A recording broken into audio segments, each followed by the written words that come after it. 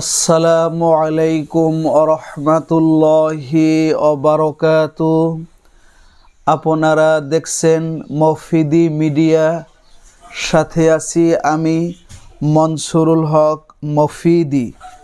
আজ আমরা সরাসরি পবিত্র কোরআন হাদিস রিসার্চ করে গবেষণা করে সুন্দর একটি আমল, সুন্দর একটি দোয়া আমরা শিখে নিব। এই দোয়াটি, এই আমলটি যদি আপনি করেন, এটি আবু দাউদ শরীফের আপনার 1554 নাম্বার হাদিস, তার মানে 1554 নাম্বার হাদিস।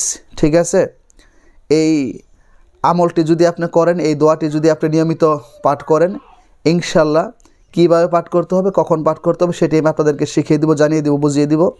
তাহলে ইনশাল্লাহ আপনার জীবনে ইনশাল্লাহ আল্লাহ পাকের উপর ভরসা এবং আস্থা রেখে বলতেছি, আপনার কখনো ডায়াবেটিস হবে না, আপনার কোনো দিন কোনো ক্যান্সার রোগ হবে না, আপনার কখনো প্যারালাইসিস হবে না, আপনার কখনো হার্ট অ্যাটাক হবে না, আপনার কখনো জটিল কঠিন রোগে আপনার কখনো মৃত্যু হবে না। ঠিক আছে, তো আল্লাহ তাআলা এই সমস্ত কঠিন রোগ থেকে আপনাদেরকে হেফাজত করবে যদি পবিত্র কোরআন হাদিসের প্রতি পূর্ণ বিশ্বাস এবং আস্থা ভালোবাসা রেখে, আল্লাহ পাকের প্রতি পূর্ণ বিশ্বাস এবং আস্থা ভালোবাসা রেখে, আল্লাহর হাবিব মুহাম্মদুর রাসূলুল্লাহ সাল্লাল্লাহু আলাইহি ওয়াসাল্লামের প্রতি পূর্ণ বিশ্বাস এবং ভালোবাসা রেখে যদি আপনি আমলটি করতে পারেন, অবশ্যই আল্লাহ তাআলা আপনাকে হেফাজত করবে। ঠিক আছে, তো আমি সুন্দর করে এখন আপনাদেরকে বুঝিয়ে বলে দিচ্ছি, একটু কষ্ট করে ধৈর্যের সাথে ভিডিওটি দেখতে থাকুন।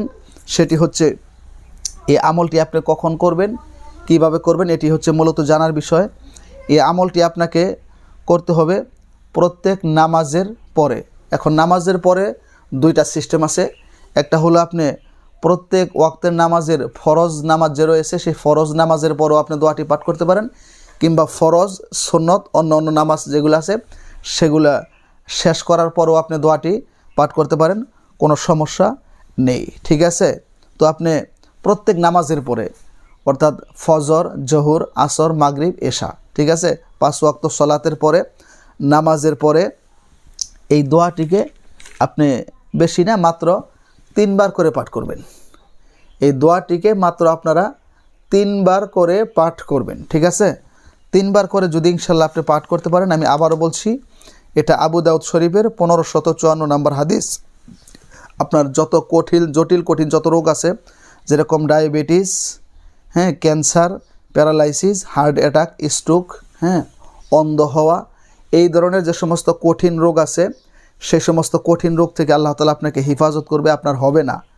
যদি হয়েও থাকে তো আল্লাহ তাআলা আপনাকে সুস্থতা দান করবে, আল্লাহ আপনাকে হেফাজত করবে।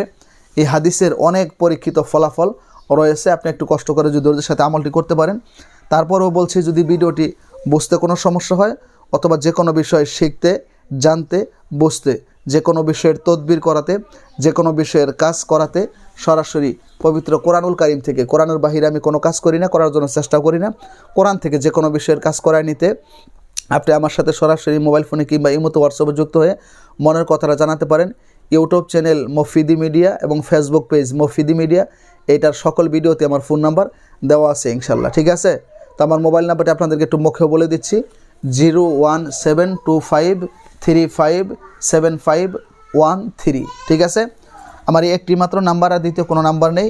তো আসুন, প্রত্যেক নামাজের পরে এই দোয়াটিকে আমরা মাত্র 3 বার করে পাঠ করব। এই দোয়াটি আসুন এখন আমরা শিখে নিই, আমার সাথে বলেন, মুখস্থ হয়ে যাবে। তাছাড়া আমি দোয়াটি স্ক্রিনে বাংলায় লিখে দেওয়ার জন্য চেষ্টা করব ইনশাল্লাহ, আল্লাহ যদি কবুল করেন, তৌফিক দান করেন। তো এই দোয়াটি আমার সাথে বলেন, এখনই মুখস্থ হয়ে যাবে। দোয়াটি হচ্ছে, আল্লাহুম্মা ইন্নী আউযু বিকা মিনাল বাসরি ওয়াল জুনুনি ওয়াল জুজামি ওয়া মিন সাইয়িল আসকাম। আমি আবার বলে দিচ্ছি, আমার সাথে একটু বলেন,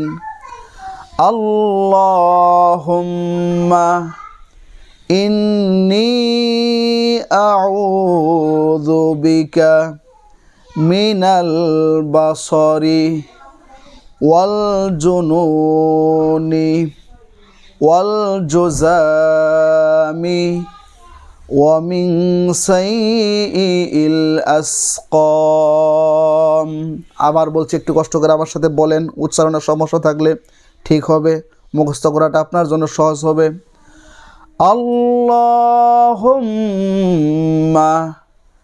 ইন্নী আউযু বিকা মিনাল বাসরি ওয়াল জুনুনি ওয়াল জুজামি ওয়া মিন সাইয়িল আসকাম। প্রত্যেক ফরজ নামাজের পরে এই দোয়াটি আপনি 3 বার করে পাঠ করবেন। পাঠ করে আপনার যদি ক্যান্সার রোগ থাকে, ডায়াবেটিস রোগ থাকে, হার্ট অ্যাটাকের রোগ থাকে, আপনার যদি অন্ধত্ব রোগ থাকে, স্ট্রোকের সমস্যা থাকে, এগুলা থেকে আপনি আল্লাহ তাআলার কাছে মনে মনে পানা চাবেন। আর যদি এগুলা যদি না থাকে, যাতে আল্লাহ কখনো না দেয়, এটা মনে মনে খেয়াল করবেন। এই আমলটি করলেই, দোয়াটি 3 বার পড়লেই আপনার চলবে। যারা এই দোয়াটির উপর আমল করবেন তাদের কাছে আমার অনুরোধ রইল, কমেন্টস বক্সে একটু আমিন লিখে যাবেন। কমেন্টস বক্সে একটু আমিন লিখে যাবেন। তারা অনুমতি করতে পারবেন, আমি অনুমতি দিয়ে দিলাম। এবং আমলটি করবেন। যদি আল্লাহ পাক রব্বুল আলামিন করার মতো সৌভাগ্য দান করে, তৌফিক দান করে, আল্লাহ তাআলার কাছে শুকর আদায় করবেন। এবং সেই সাথে মসজিদ, মাদ্রাসা কিংবা এতিমখানায় আল্লাহর হস্তে 5-10 টাকা যা পারেন কিছু দিয়ে দিয়েন। আমলটি যেহেতু করার সৌভাগ্য পেলেন, দিয়ে দিয়েন আল্লাহর হস্তে। তো এবং আমলটি আপনারা যারা শুনছেন, যদি ভালো লেগে থাকে একটু কষ্ট করে একটা লাইক দিয়ে দিন। সাবস্ক্রাইব করতে পারলে সাবস্ক্রাইব করে দিন।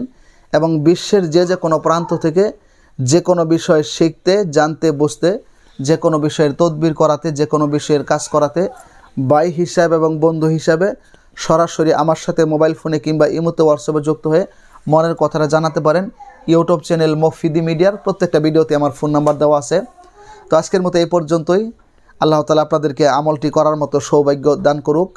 আল্লাহ তাআলা যারা এই কঠিন রোগে আছেন, আল্লাহ তাআলা তাদেরকে যাতে সুস্থতা দান করে, শিফা দান করেন, সেই প্রত্যাশায় আসসালামু আলাইকুম ওয়া রাহমাতুল্লাহি ওয়া বারাকাতুহু।